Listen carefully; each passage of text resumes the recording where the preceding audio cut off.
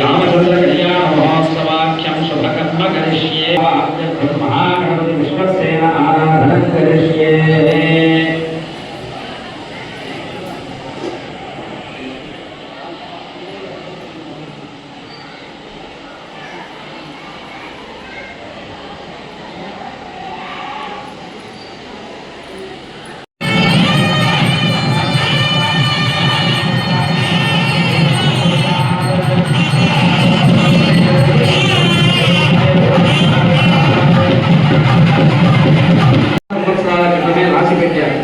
ఆ మహర్షులు రాసిన పెట్టిన ప్రకారమే మనం ఈరోజు ఆంధ్రప్రదేశ్లో ఉండేటువంటి ఇక్కడ దేవతా సాన్నిధ్యం మన భూమిలో ఎట్లా ఉంది అనేటువంటి విషయాలంతా కూడా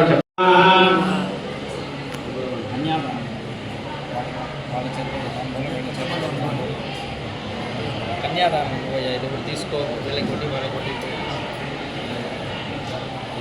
अभिक्षमस्तु आयुष्यमस्तु आरोग्यमस्तु स्वस्तिशिवकर्मास्तु कर्मसमृद्धिरस्तु दम्पत्योः सग्रहे वरक्षत्रे सहसोमेन श्रियक्रियेतां शान्तिरस्तु मेधस्वः सत्येव कामस्य द्रव्याणि दक्षिणानां प्रतिग्रहे मनसश्चित्तवाकोटिं वाससञ्जमधीमहि सोदारोपमन्नस्य आदर्शं सत्यमामिते आमृतं सत्यमाभरन् यशो यज्ञस्य दक्षिणा भक्ति प्रजामेकामृतवर्धना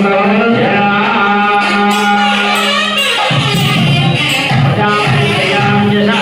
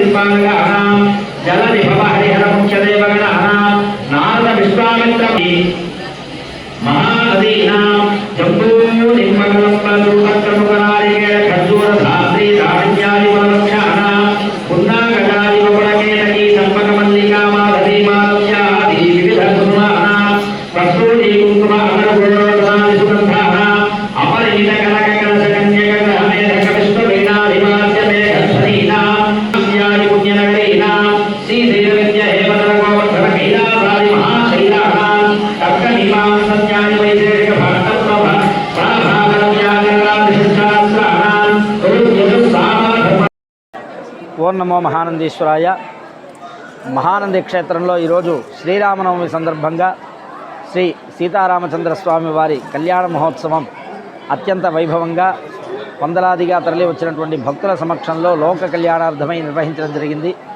ప్రధానంగా ఈరోజు శ్రీరామనవమి అంటే శ్రీ రామచంద్రమూర్తి యొక్క జన్మదినంతో పాటు కళ్యాణం కూడా చేసుకున్నటువంటి రోజు కాబట్టి లోకమంతా కూడా విశేషంగా రామ కళ్యాణం అనేటువంటిది జరుగుతుంది. ప్రధానంగా మనకి మహానంది క్షేత్రం శైవ క్షేత్రమైనప్పటికీ శివాయ విష్ణు రూపాయ అన్నట్టుగా ఇక్కడ శివ విష్ణువులకి భేదం లేదు అన్నట్టుగా ఇక్కడ శివుడితో పాటుగా మనకి సీతారామచంద్ర స్వామి వారు కూడా కోదండరామ స్వామి అనేటువంటి నామధేయంతో ఈ యొక్క క్షేత్రంలో వెలిసి ఉన్నందున ఈ యొక్క క్షేత్రంలో అనేక మంది వేల దంపతులు వివాహాలు చేసుకుని తరిస్తూ ఉంటారు. కాబట్టి అటువంటి సీతారామచంద్ర స్వామి వారి కళ్యాణం అనేటువంటిది ఈరోజు అత్యంత వైభవంగా విశేషంగా ఆలయ కార్యనిర్వహణాధికారి శ్రీనివాసరెడ్డి గారి ఆధ్వర్యంలో వైభవంగా నిర్వహించడం జరిగింది.